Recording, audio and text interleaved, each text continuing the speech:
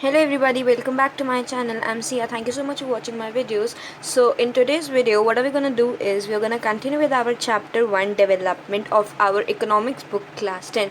So in our previous video, we did that on what basis World Bank compares countries, that is per capita income or average income, then what is per capita income, then what are the limitations of average income. So today what are we going to do is, so before starting this video I'm going to ask you some questions, and if you don't know the answer of these questions, then my friend, you need to watch this video. So the first question that I'm going to ask you is, on what basis does UNDP compares states? Now what is UNDP? The full form of UNDP is United Nations Development Program.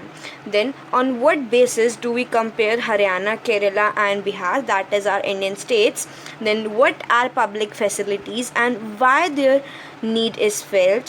Why Kerala has low infant mortality rate? So moving ahead, let me answer your first question, that is, on what basis does UNDP, that is United Nations Development Program, compare states? So the first criteria is gross national income, then life expectancy at birth, then mean years of schooling, and then human development index. So now let's study them briefly. So I have not written the definitions. If you can see that I have not written the definitions or the explanation of gross national income, that is GNI, and mean years of schooling above 25 years of age.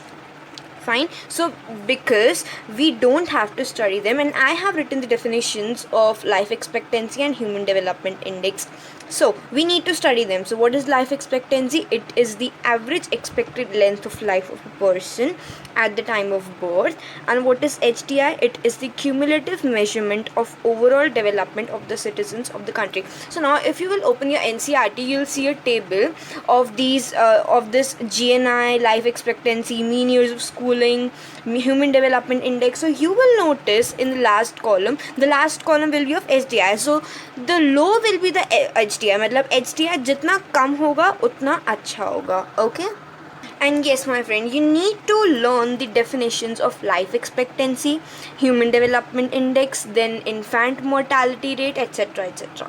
Moving ahead, on what basis do we compare Maharashtra, Kerala and Bihar? So we studied about World Bank and UNDP, that on which basis do we compare, that on what basis they compare different countries. Now we are gonna study that on what basis our Indian states, three of our Indian states, that Maharashtra, Kerala and Bihar, are compared. So the first is infant mortality rate, then literacy rate, then net attendance ratio, and then finally per capita income.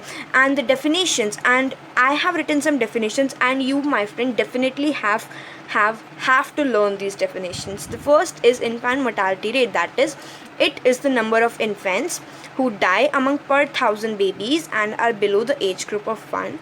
Then what is literacy rate? It measures the proportion of literate population in the 7 and above age group who can read and write with understanding in any language. Okay, so literacy rate क्या होता है? It is the proportion of literate people, not educated. There is a difference between educated and literate.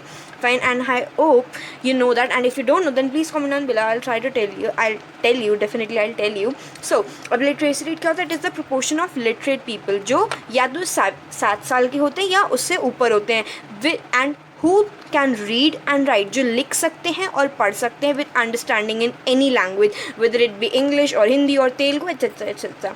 Then what is net attendance ratio? It is the number of children in the age group of 14 to 15 years attending schools. And then per capita income, I have already told you that what is per capita income. Moving ahead, Haryana is at the top if we compare states only on the basis of per capita income. So among these three states, Haryana is at the top if we compare states on the base of per capita income. Otherwise, Kerala is at the top as it fulfills all the indicators needed for comparing states, like infant mortality rate. And yes, along with HDI, infant mortality rate needs to be low, then only it will consider the best. So Kerala's infant mortality rate is low. Fine, and it also fulfills other indicators like net attendance ratio is also high. Per capita income is less than Haryana. Then moving on to Bihar. Bihar is at the bottom as it lacks in all the facilities, like उसका infant mortality rate भी ज़्यादा है, literacy rate भी कम है, net attendance ratio भी कम है, fine, और per capita income भी obviously कम है. Moving ahead to what are public facilities. So facilities which are provided by the government to the general public for their welfare, fine, are known as public facilities. Why is their need felt? For example, let me give an example to you, like our public toilets are the example of public facilities. It is an example of one of the public facilities which is given to the general public by the government, and these public facilities are not affordable by any individual on its own cost, whether be rich or be poor. Then why is their need felt? Because अब इनकी ज़रूरत ही क्यों है public facilities? Why public facilities are needed?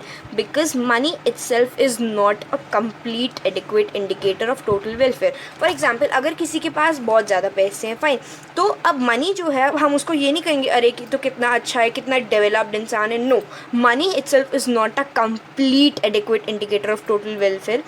Why money is not a complete indicator? Because money can't buy unadulterated medicines, pollution free environment for us, also it can't protect us from infectious diseases. So let's take example of coronavirus, right?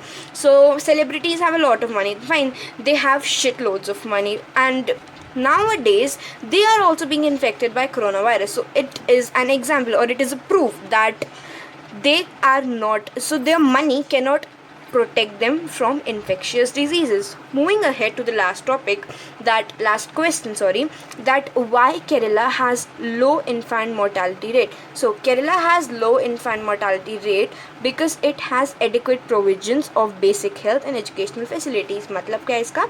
Kerala के अंदर एक ऐसे provisions है, मतलब ऐसे कुछ provisions हैं जो उनकी अब जो केरला के अंदर जितने भी लोग रहते हैं, अब केरला एक स्टेट है, फाइन, अब जो उसकी केरला की स्टेट गवर्नमेंट है, उन्होंने इतने अच्छे प्रोविजंस बनाए हुए हैं, कुछ इतने मेन प्रोविजंस हैं, और ये मेन प्रोविजंस किस पे ध्यान देते हैं? Particularly on the health and education of people. So if you haven't understood anything in this video, then please comment down below. I'll try to resolve each and every query of yours.